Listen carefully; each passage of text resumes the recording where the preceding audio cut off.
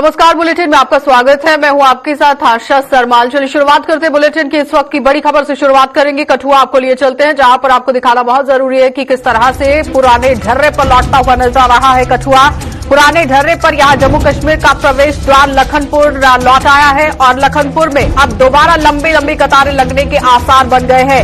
कठुआ प्रशासन के आदेश के बाद लखनपुर में सख्ती बढ़ा दी गई है और जम्मू कश्मीर में प्रवेश करने वालों की रैपिड टेस्टिंग यहां पर फिर से शुरू कर दी गई है। इस वक्त की बड़ी अपडेट लगातार आप देखिए ओमिक्रॉन के हवाले से भी देखने को मिल रही है और कोविड के हवाले से भी, जहां पर अब कहीं न कहीं प्रशासन सख्ती बरतता हुआ नजर आ रहा है और जम्मू कश्मीर में प्रवेश करने वाले हर एक शख्स को रैपिड टेस्टिंग की प्रक्रिया से गुजरना होगा। इस वक्त की बड़ी अपडेट लखनपुर, जो कि जम्मू कश्मीर का प्रवेश द्वार माना जाता है और पुराने ढर्रे पर अब लौटता हुआ नजर आ रहा है, जहां पर प्रशासन ने सख्ती बरत दी है और पूरी तरह से आम जनता पर भी नजर वहां पर रखी जा रही है। कठुआ प्रशासन के आदेश के बाद लखनपुर में पूरी तरह से सख्ती को बढ़ा दिया गया है और अब दोबारा वहां पर लंबी लंबी कतारें लगना शुरू हो चुकी है। साफ तस्वीरों में आप देख सकते हैं जो गाड़ियां बाहर से लखनपुर प्रवेश द्वार पर पहुंच रही हैं और जम्मू कश्मीर के अंदर प्रवेश कर रही हैं, वहां पर किस तरह से सवारियों को नीचे उतारकर रैपिड टेस्टिंग की जा रही है और उसके बाद ही आगे बढ़ने की इजाजत दी जा रही है, क्योंकि जम्मू कश्मीर में भी ओमिक्रॉन के कई मामले यहां पर सामने आ चुके हैं और सूत्रों के हवाले से खबर यह भी थी कि लगातार ये मामले ना बढ़े, जिसे मद्देनजर रखते हुए ये सारी प्रक्रिया यहां पर अब शुरू कर दी गई है। इस वक्त की बड़ी अपडेट, क्योंकि 2 से 3 मामले जम्मू कश्मीर के अंदर भी देखने को मिले हैं ओमिक्रॉन वेरिएंट के और उसी को मद्देनजर रखते हुए प्रशासन अब हरकत में आता हुआ नजर आ रहा है। जहां पर कठुआ की बात करें, जिला कठुआ के अंदर लखनपुर प्रवेश द्वार की अगर आपको तस्वीरें दिखाई जाए तो साफ तस्वीरों में आप देखिए किस तरह से यात्री जो यहां पर पहुंच रहे हैं उन्हें गाड़ियों से नीचे उतारा जा रहा है और उसके बाद रैपिड टेस्टिंग यहां पर शुरू कर दी गई है और रिपोर्ट आने के बाद ही आगे का वो सफर तय कर सकते हैं। लेकिन इस वक्त अब देखना यह होगा कि आखिर कितनी पारदर्शिता तरीके से और साथ ही साथ प्रशासन की तरफ से क्या कुछ कदम और आने वाले दिनों में उठाए जा सकते हैं, ये एक बड़ा सवाल रहेगा। क्योंकि इससे पहले भी जब कोविड की पहली लहर और दूसरी लहर आई थी, उस वक्त भी कठुआ लगातार चर्चाओं में बना हुआ था और उसके साथ आपको ये भी बताते चले कि लगातार यहां पर आइसोलेशन सेंटर्स बनाए गए थे, क्वारंटीन सेंटर्स बनाए गए थे। लेकिन अब यहां जिस तरह टेस्टिंग की प्रक्रिया शुरू की गई है, इसी पर ज्यादा जानकारी लेंगे। हमारे साथ हमारे संवाददाता सरबजीत जुड़ चुके हैं। सरबजीत, क्या कुछ अपडेट है, किस तरह से टेस्टिंग की प्रक्रिया वहां पर की जा रही है? जी बिल्कुल, जम्मू कश्मीर यूटी के प्रवेश द्वार लखनपुर में एक बार फिर से सख्ती यहां पर देखने मिलेगी। लगभग 4 महीने के बाद लखनपुर में एक बार फिर से सभी लोगों की यहां पर टेस्टिंग की प्रक्रिया जो है वो शुरू कर दी गई है।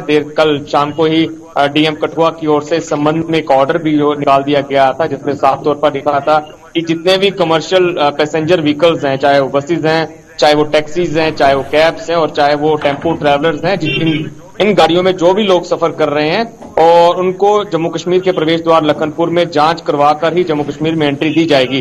जिस प्रकार से पहले एक प्रक्रिया थी कि आपको वैक्सीनेशन सर्टिफिकेट दिखाकर आप जम्मू कश्मीर में प्रवेश कर सकते थे, लेकिन अब जो है ये पूरी प्रक्रिया में यहाँ पर बदलाव कर दिया गया है। आपको अगर वैक्सीनेटेड हैं तब भी आपको जांच के दायरे से होकर गुजरना पड़ेगा, चाहे अनवैक्सीनेटेड है तब भी आपको जांच के दायरे से होकर ही आपको जम्मू कश्मीर में आने की अनुमति दी जाएगी। हालांकि चरणबद्ध तरीके में ये पूरी प्रक्रिया को जहां पर अंजाम दिया जा रहा है, जिस तरह से पहले चरण में जो पैसेंजर कमर्शियल व्हीकल्स हैं उनको इस श्रेणी में लाया गया है, जिसके बाद जितने भी एलएमबीज हैं उनको भी श्रेणी में लगाया जाएगा। तो कुल मिलाकर ये देखें कि लखनपुर में एक बार फिर से जहां पर सख्ती देखने को मिलेगी। सरबजीत, ये बताइए कि जिस तरह से रैपिड टेस्टिंग यहां पर शुरू की गई है, क्या लगता है कि आरटीपीसीआर भी शुरू होना चाहिए था? क्योंकि या फिर ऐसा तो नहीं है कि यात्रियों से आरटीपीसीआर मंगवाया गया हो, वो चेक हो रहा हो, रैपिड टेस्टिंग की जा रही हो? देखिए, हर किसी का आरटीपीसीआर करना यहाँ पर मुमकिन नहीं है, लेकिन प्रशासन ने साफ तौर पर कहा है कि 30% इस आरटीपीसीआर टेस्ट जो है वो लखनपुर में किए जाएंगे। कुल मिलाकर ये देखिए, अगर 4 से 5 हजार यहाँ पर टेस्ट किया जाता है, उनमें से 30% जो जांच है वो आरटीपीसीआर यहाँ पर की जाएगी। तो यहाँ पर प्रशासन की ओर से भी साफ कर दिया गया है कि आरटीपीसीआर के जांच का दायरा जो है यहाँ पर बढ़ाया जाएगा। इसके साथ साथ रैपिड एंटीजन टेस्ट जो पहले से यहाँ पर चल रहे थे उनको भी यहाँ पर और ज्यादा किया जाएगा, क्योंकि जिस तरह से ट्रेन का सफर जो है वो बंद है, ट्रेन जो काफी ज्यादा बंद है, जिसकी वजह से लखनपुर में सड़क मार्ग से आने वालों लोगों की तादाद जो है वो काफी ज्यादा है। ऐसे में आज सुबह से ही लोगों की काफी ज्यादा रश जो है यहाँ पर देखा गया। क्या लगता है सरबजीत कि जिस तरह से ओमिक्रॉन वेरिएंट के भी मामले जो है वो जम्मू कश्मीर में देखने को मिले हैं, उसके बाद ही प्रशासन ने यहाँ पर सख्ती बरतना शुरू की है? जी बिल्कुल, निश्चित तौर पर जिस तरह से ओमिक्रॉन के मामले जो है वो जम्मू कश्मीर में सामने आए, जिसके बाद एक आपात बैठक जो है वो परसों ही यहाँ पर जिला अधिकारियों के साथ यूटी एडमिनिस्ट्रेशन के अधिकारियों ने यहाँ पर की थी, जिसमें साफ तौर पर निर्देश दिए गए थे जितने भी लोग बाहरी राज्य से जम्मू कश्मीर में आएंगे तो उनकी यहाँ पर जांच जो है उसको सुनिश्चित कर आप जम्मू कश्मीर में उनको आने की अनुमति दी जाए। इसके साथ साथ ये भी कहा गया था कि एक ज्वाइंट कंट्रोल रूम जो है वो लखनपुर में स्थापित किया जाए, जिसमें एडमिनिस्ट्रेशन और पुलिस एडमिनिस्ट्रेशन, इसके साथ साथ जो स्वास्थ्य विभाग के कर्मी हैं वो यहाँ पर तैनात रहेंगे और पूरी प्रक्रिया को परसों से ही अंजाम देने की जहाँ पर शुरू कर दिया गया था। वो कल शाम तक पूरे जितने भी बंदोबस्त थे वो यहाँ पर कर लिए गए थे। काउंटर जो एस्टेब्लिश करने थे वो भी कर लिए गए थे, क्योंकि यहाँ पर जिस तरह से प्रशासन को पहले से ही मालूम था कि आमद जो है वो काफी ज्यादा है। ऐसे में आज सुबह से यहाँ पर काउंटर जो है पूरी तरह से खोल दिए गए। हर किसी को जांच के दायरे से होकर ही जम्मू कश्मीर में एंट्री जो है यहाँ दी जा रही है। चलिए सरबजीत, बहुत बहुत धन्यवाद जुड़ने के लिए। तो फिलहाल आपने देखा कि सरबजीत हमारे साथ जुड़े हुए थे, जो बता रहे हैं कि किस तरह से रैपिड टेस्टिंग वहां पर की जा रही है, लेकिन आरटीपीसीआर को लेकर कोई भी जानकारी साझा नहीं की गई है। और साथ ही आपको ये भी बताते चले कि लगातार आप देखिए ओमिक्रॉन वेरिएंट के मामले जिस तरह से जम्मू कश्मीर में भी देखने को मिले हैं और जिसके बाद अब कठुआ प्रशासन यहां पर सख्ती बरतता हुआ नजर आ रहा है। आगे बढ़ जाएंगे, अब आपको सांबा लिए चलेंगे और सांबा से भी आपको दिखा देते हैं कि बस स्टैंड की सौगात किस तरह से यहां पर सांबा जिले के अंदर आम जनता को अब मिलती हुई नजर आ रही है। अगले हफ्ते में ही यहां पर सांबा का बस स्टैंड शुरू हो जाएगा और विवाद के बीच में सांबा प्रशासन ने एक बड़ा ऐलान कर दिया है। सांबा म्युनिसिपल काउंसिल के कुछ अधिकारियों को यहां डीसी ने लताड़ लगाई है और बस स्टैंड शुरू होने से लोगों को बड़ी राहत यहां मिलती हुई नजर आएगी। इस बार फिर से डीसी जो है वो एक्शन मोड में देखी जा रही है और इससे पहले भी यहां पर जब ब्लॉक दिवस के कार्यक्रम चल रहे थे उस वक्त भी कई कर्मचारियों को, कई आला अधिकारियों को वो फटकार लगाती हुई नजर आई थी, जहां पर जल शक्ति विभाग पर और पीडीडी विभाग पर सवालिया निशान लगते हुए नजर आए थे। लेकिन आज इस वक्त की बड़ी अपडेट देखिए लगातार जिला सांबा से देखने को मिल रही है, जहां पर जिला सांबा की पुरानी ही मांग यहां पर लोगों की रही है कि बस स्टैंड होना चाहिए और अगले हफ्ते से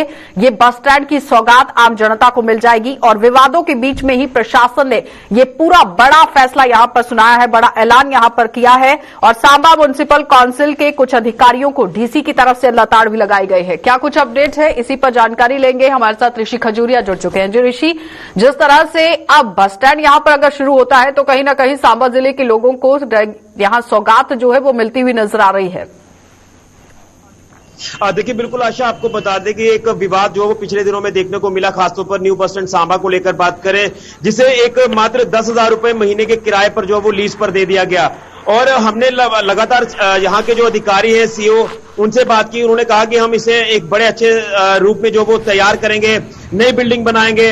और उन्होंने ये भी कहा कि यहाँ किसी को भी कोई आपत्ति नहीं है, लेकिन खासतौर पर अगर बात करें तो पार्षदों ने इसका एक विरोध जताया था कि उन्हें बिना पूछे इस बस स्टैंड को किराए पर दे दिया गया।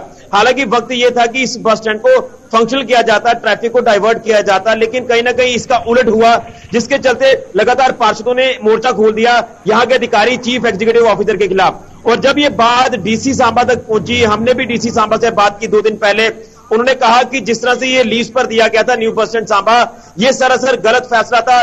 यहाँ म्युनिसिपल काउंसिल के जो अधिकारी ने ये लीज पर दिया और उसी के साथ उन्होंने कहा कि हम 1 हफ्ते के अंदर अंदर इस बस स्टैंड को चलाकर देंगे, ये हमारा दावा है। और उसी के चलते उन्होंने कहा कि जिस तरह से काम यहाँ पर काफी तेजी से चल रहा है, एक कलवर्ट वहां पर बनाई जा रही है ताकि जो गाड़ियां यहाँ अंदर आती हैं, जो गाड़ियां यहाँ पर हाल्ट लेंगी, वो आराम से अंदर आए, वो गाड़ियां वहां से मूव अच्छे से कर पाए। उसी के चलते अब ये काम काफी स्पीड में चल रहा है। और एक नोटिफिकेशन जो जारी की गई थी म्युनिसिपल काउंसिल सांबा के द्वारा कि इस न्यू बस स्टैंड सांबा को खाली करना है, जिस कंपनी ने इसे टेक ओवर किया था, यानी लीज पर लिया था। और उन्होंने कहा कि 15 दिन के अंदर अंदर ये बस स्टैंड खाली होना चाहिए, लेकिन अभी तक 15 दिन हो चले हैं, ये बस स्टैंड खाली नहीं हो रहा। और अब सीधे तौर पर डीसी सांबा अनुराधा गुप्ता जी ने साफ तौर पर स्पष्ट कर दिया है कि ये तो एक तो गलत फैसला था, अधिकारी ने जो फैसला लिया अपनी मनमर्जी से, डीसी को इस तरह की इसकी कोई कंसेंट नहीं ली गई।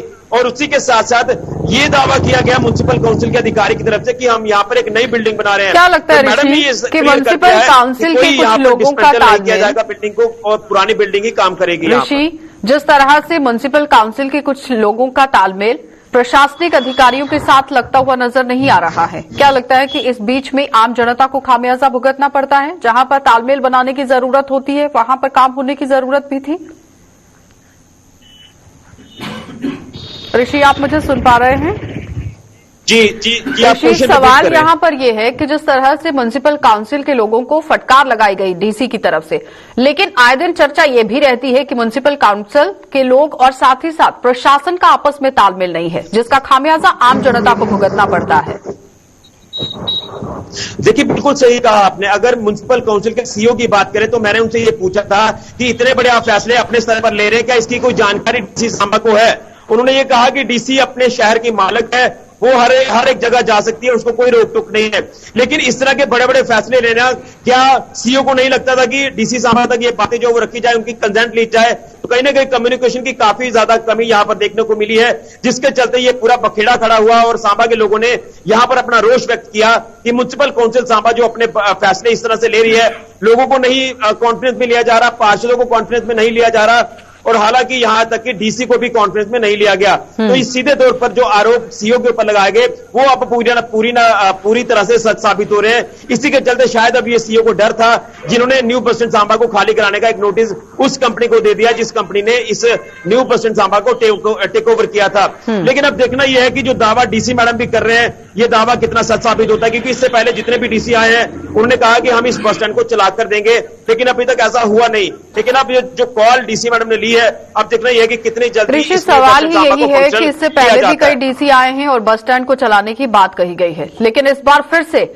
डीसी ने अगर ये कदम उठाया है तो देखना ये होगा कि वाकई में अगले हफ्ते से यहां पर बस स्टैंड शुरू हो पाएगा या नहीं। बने रहिए आप अगली खबर के लिए भी। तो फिलहाल आपने देखा ऋषि खजूरिया किस तरह से अपडेट यहां पर कर रहे हैं कि लगातार डीसी की तरफ से एक इनिशिएटिव तो लिया गया है, लेकिन देखना ये होगा कि क्या वाकई में अगले हफ्ते यहां बस स्टैंड शुरू हो पाता है या नहीं। आगे बढ़ जाएंगी और एक और बड़ी खबर आपको सांबा से ही दिखाएंगे, जहां पर आपको दिखाना बहुत जरूरी है कि एक्सप्रेस वे जो बन रहा है उसको लेकर क्या कुछ अपडेट है। तो दिल्ली कटरा एक्सप्रेस वे परियोजना फिर से विवादों में गिरती हुई नजर आ रही है। सांबा के जतवाल इलाके के लोगों ने यहां आरोप लगा दिया है कि पूरी तरह से वो यहां लोगों को उजाड़ने का काम कर रहे हैं। केंद्र सरकार पर ये आरोप लगाए जा रहे हैं और केंद्र सरकार के खिलाफ सड़कों पर उतरने को भी यहां लोग अब जो है वो प्रभावित देखे जा रहे हैं और दुकानें और मकान यहां एक्सप्रेस वे की भेंट चढ़ रहे हैं। और इससे पहले भी कई बार इसी तरह से प्रदर्शन जो है वो जिला सांबा में भी देखने को मिला था। रिंग रोड के लेकर अगर बात की जाए तो रिंग रोड को लेकर भी लोगों ने काफी प्रदर्शन किया था और इस बार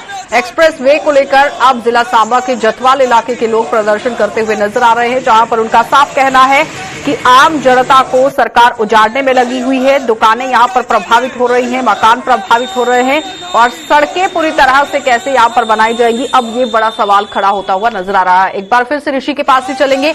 ऋषि, लगातार पहले मुआवजे को लेकर बात हो रही थी कि इन लोगों को मुआवजा सही से मिल रहा है या नहीं, लेकिन आज जो प्रदर्शन किया गया है, क्या कुछ कहना था आम लोगों का?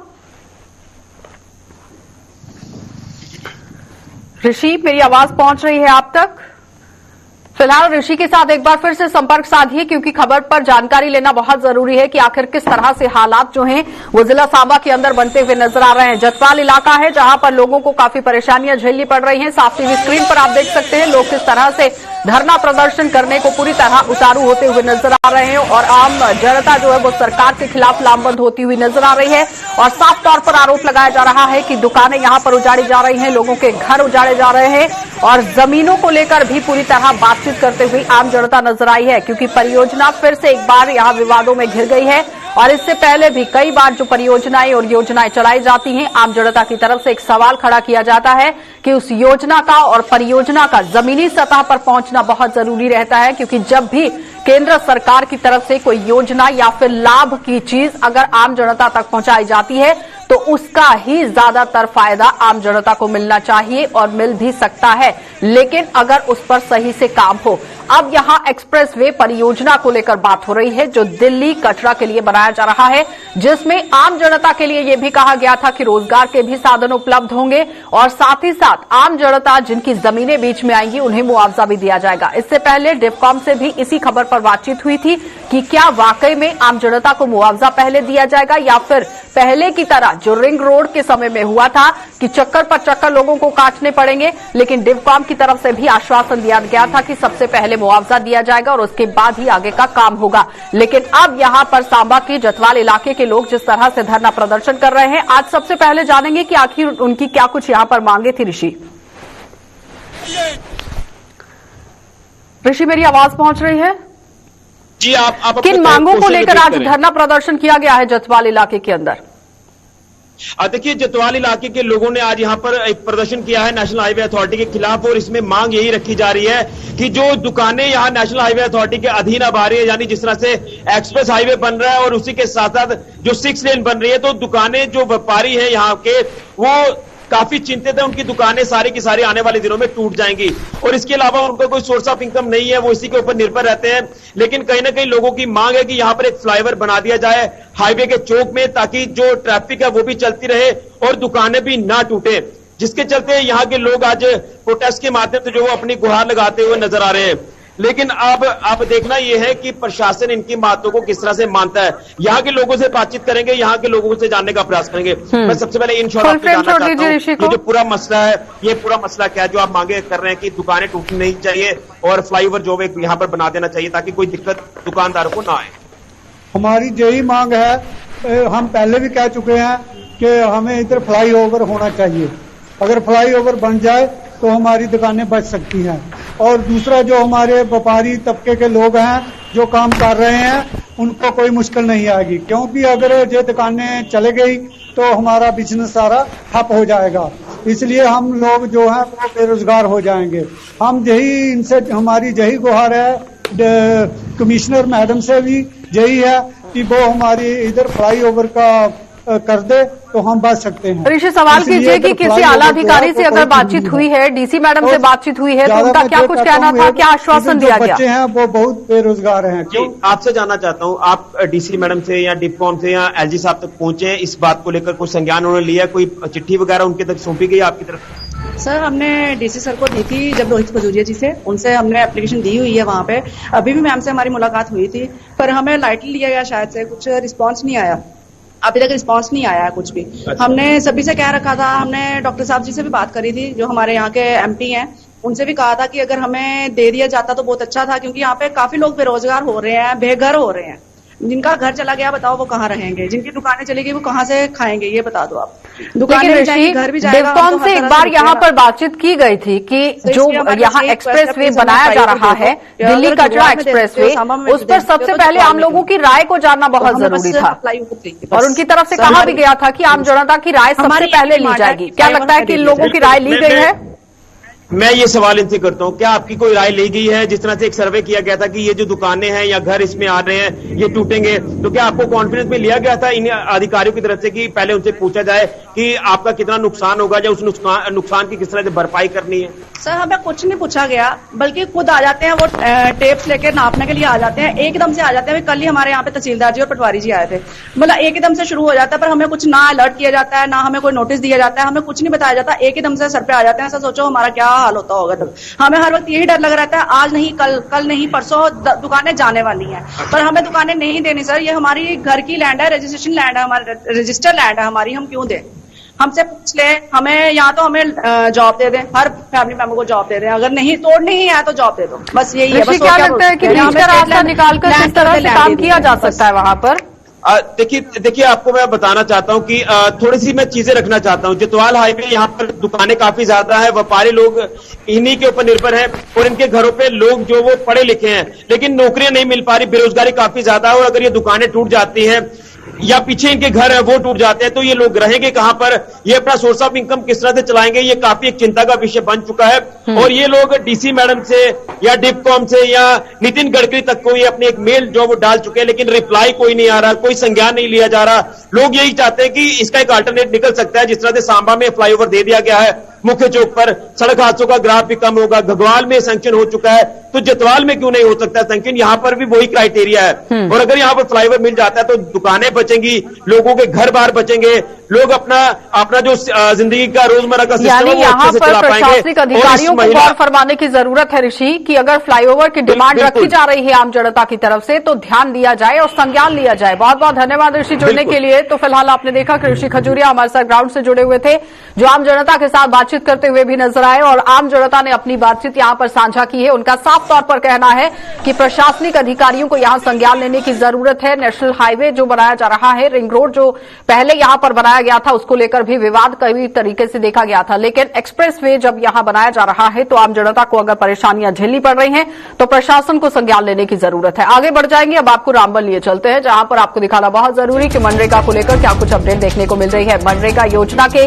कई मजदूरों से मुफ्त में यहां पर मजदूरी कराई जा रही है और रामबन में नहर के निर्माण में सेवाएं दे चुके मजदूर अब दरबदर होने को मजबूर हो गए हैं। 2018 में मजदूरी की गई, लेकिन अभी तक वहदाना नहीं दिया गया है, यानी अभी तक मजदूरी नहीं मिल पाई है। तो जाहिर तौर पर आप देखिए 2018 में काम किया था, 19-20 बीच में से निकल गया है और 21 पूरी तरह से खत्म होने की कगार में है, लेकिन अभी तक अगर मजदूरी नहीं दी गई है तो मनरेगा योजना कहीं न कहीं विवादों में घिरती हुई नजर आ रही है और सवालिया निशान इस पर लगते हुए नजर आ रहे हैं कि अगर आप दूर दराज के इलाकों के अंदर काम करवाते हैं, मनरेगा के काम हो रहे हैं, लेकिन वहां पर जो मजदूर काम कर रहे हैं उन्हें अभी तक मजदूरी क्यों नहीं दी गई, ये बड़ा सवाल यहां बनता हुआ नजर आ रहा है, क्योंकि जॉब कार्ड लगातार सवालिया निशान के घेरे में देखे गए हैं। इसी पर ज्यादा जानकारी के लिए नदीम हमारे साथ जुड़ चुके हैं। नदीम, क्या कुछ अपडेट है, किस तरह से यहां पर ये काम चल रहा है? मनरेगा काफी तरीके से सवालिया निशानों के घेरे में गिरता हुआ नजर आ रहा है।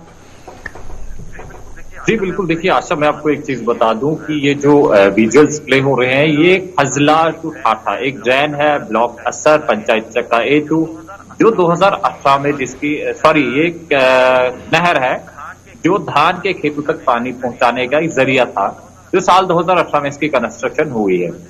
मनरेगा के तहत ये काम किया गया और वहां के लगभग 2 दर्जन के करीब लोगों ने इस काम में हिस्सा लिया, यानी मजदूरी की।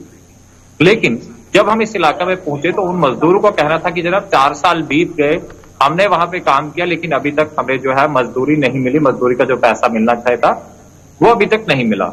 उन लोगों ने भी ऑफिसरान से बात की, उनके नोटिस मिला और उन्हें तारीख पे तारीख दी गई कि जनाब आज नहीं, कल, हफ्ते बाद, 15 दिन बाद, तो अभी तक 4 साल गुजरने तक इन्हें पैसा नहीं मिला। हालांकि हमने भी डिपार्टमेंट के कुछ ऑफिसर से बात करने की कोशिश की, लेकिन उन्होंने हमारा फोन, लेकिन नदीम, जब मनरेगा के काम शुरू किए जाते हैं वहां पर मजदूर को रजिस्टर किया जाता है और एक जॉब कार्ड इश्यू किया जाता है और उस पर हर दिन की अटेंडेंस जो है वो लगाई जाती है कि कितने दिन उन्होंने काम किया है और उसके बाद अकाउंट में पैसे डाले जाते हैं। क्या ऐसा कुछ नहीं हुआ वहां पर? जी बिल्कुल, देखिए आशा, इसका जो प्रोसेस है वो इस तरह का है कि जब मनरेगा का कोई भी काम स्टार्ट होता है तो सबसे पहले उसमें डिमांड बनाई जाती है और डिमांड देने के बाद उसका जो है कुछ FTO वगैरह जनरेट किया जाता है और फिर एक एम्प्लॉय है स्पेशली जो मनरेगा के कामों की अटेंडेंस लेगा, ग्राम रोजगार सेवक GRS के नाम से, जो हर पंचायत में काम करता है। लेकिन वो शीटें अगर जनरेट हुई है, डिमांड भी दी है, उसके बाद इस काम को एग्जीक्यूट किया गया है, लेकिन काम के एग्जीक्यूशन के बाद काम मुकम्मल भी हो जाता है लेकिन पैसा नहीं मिलता है, तो कहीं न कहीं एक सवालिया निशान खड़े करता है मनरेगा की उन गाइडलाइंस पर और कहीं न कहीं कंसर्न डिपार्टमेंट की कारकर्दगी पर कि अगर मनरेगा गाइडलाइंस के मुताबिक 15 दिन के अंदर एक मजदूर को उसका पैसा मिल जाना चाहिए, उजरत मिल जानी चाहिए, लेकिन ऐसी कौन सी वजह है कि अगर आपने इस काम को एग्जीक्यूट किया है तो जाहिर सी बात है डिमांड ली है और जब डिमांड ली है उसके बाद आप पेमेंट नहीं कर रहे तो कहीं न कहीं ये डिपार्टमेंट का फॉल्ट नजर आ रहा है। अगर काम मुकम्मल हुआ है, अगर काम अच्छी क्वालिटी का नहीं था तो मनरेगा के जो मुलाजमीन वहां पे थे इस काम को रुकाना चाहिए था, लेकिन काम को कंप्लीट होने दिया गया है अगर, तो जाहिर सी बात है कि फॉल्ट जो है डिपार्टमेंट की साइड पर है और कहीं न कहीं मैं ये कहूंगा कि शायद यही वजह है कि कंसर्न डिपार्टमेंट के जेई से हमने बात करने की कोशिश की थी, उन्होंने जहमत गवारा ने की कि हमारा फोन रिसीव करे, उसके बाद मैंने टेक्स्ट के जरिए से भी उनसे कांटेक्ट करने की बात की, लेकिन अभी तक कोई रेस्पॉन्स नहीं मिला। तो कुल मिलाकर मैं ये कह दूं कि मनरेगा के जहां काम चल रहे हैं गाइडलाइंस कुछ और हैं लेकिन जमीनी हकायक कुछ और हैं, जिसके बीच पिसा जाने वाला एक मजदूर है। मतलब सवाल वही आकर खड़ा हो जाता है कि योजना जो सरकार की तरफ से चलाई जाती है उसका जमीनी सतह तक पहुंचना बहुत जरूरी है। अगर योजना आम जनता के लिए बनाई जाती है तो उसका लाभ आम जनता को मिलना बहुत जरूरी है, जो मिलता हुआ नजर नहीं आ रहा है। बहुत बहुत धन्यवाद नदीम जुड़ने के लिए। तो फिलहाल आपने देखा कि नदीम हमारे संवाददाता हमारे साथ जुड़े हुए थे, जो बता रहे हैं कि मनरेगा का काम किस तरह से यहां सवालिया घेरे के अंदर आता हुआ नजर आ रहा है, जहां पर मजदूरी अभी तक आम जनता को नहीं मिल पा रही है। जिन मजदूरों ने काम किया है तो कहीं ना कहीं वो लोग परेशान होते हुए नजर आ रहे हैं। तो मनरेगा विभाग को पूरी तरह से काम करने की जरूरत है। कुछ कर्मचारियों को, आला अधिकारियों को यहां पर संज्ञान लेने की जरूरत है कि आखिर कहां पर कमी रह गई है, किस वजह से इन लोगों की मजदूरी नहीं दी गई है। आगे बढ़ जाएंगे और पंजाब में किसान आंदोलन से जम्मू में फंसे हुए बाहरी राज्यों के यात्रियों को खासी दिक्कतों का सामना करना पड़ रहा है और यात्रियों की संख्या के हिसाब से वाहन उपलब्ध नहीं हो पा रहे हैं। और पहले जो यात्री यहां रेलगाड़ियों में सफर करते थे, उन्होंने अब बस और टैक्सियों की ओर रुख करना शुरू कर दिया है, जिनसे मनमाना किराया वसूला जा रहा है। और जम्मू से रवाना होने वाले यात्रियों में से सबसे ज्यादा यात्री माता वैष्णो देवी यात्रा पर यहां पर पहुंचे हुए हैं, जो अपने घरों में लौटने वाले हैं। और आज लगातार चौथे दिन भी जम्मू रेलवे स्टेशन के बाहर कई यात्री दरबदर होते हुए नजर आए। उन्होंने आरोप लगाया है कि प्रशासन द्वारा कोई व्यवस्था न किए जाने पर उनकी दिक्कतें खत्म होने का नाम नहीं ले रही और बस वाले भी उनसे कई गुना अधिक यहां किराया मांग रहे हैं, जिन पर नकेल कसने के लिए कोई कदम नहीं उठाया जा रहा। और लखनऊ के लिए जाना है हमें, तो वही जो यहाँ पे दिक्कत आ रही है, किराया बस का ज्यादा है, एक आदमी का 2400-2500 बता रहे हैं। अब कुछ लोगों के पास बजट है, कुछ लोगों के पास नहीं है, तो वही कर रहे हैं कि जैसे वहाँ से कोई हमारा डीसीएम आ जाए तो हम उससे निकल जाएं, उसी के लिए जा रहे थे। रहने खाने का क्या किराए पे जाओ तो वो भी बता रहे हैं 500 रुपये 600 रुपये रूम।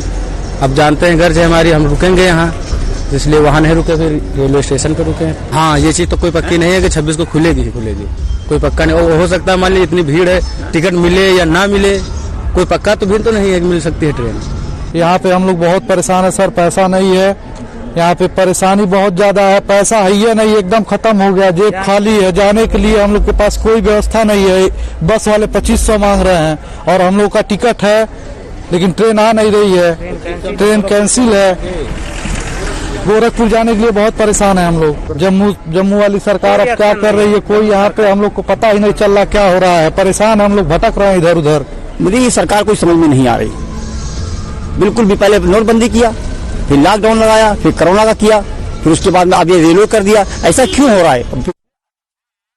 चलिए, तो फिलहाल आपने देखा कि बाहर से आए हुए यात्रियों को किस तरह से परेशानी का सामना यहां पर करना पड़ रहा है। एलजी प्रशासन को चाहिए कि संज्ञान लिया जाए और इन लोगों की मुसीबतों को कम किया जाए। फिलहाल बुलेटिन में इतना ही। देश और दुनिया की खबरों के लिए आप बने रहिए गुलिस्तान न्यूज के साथ।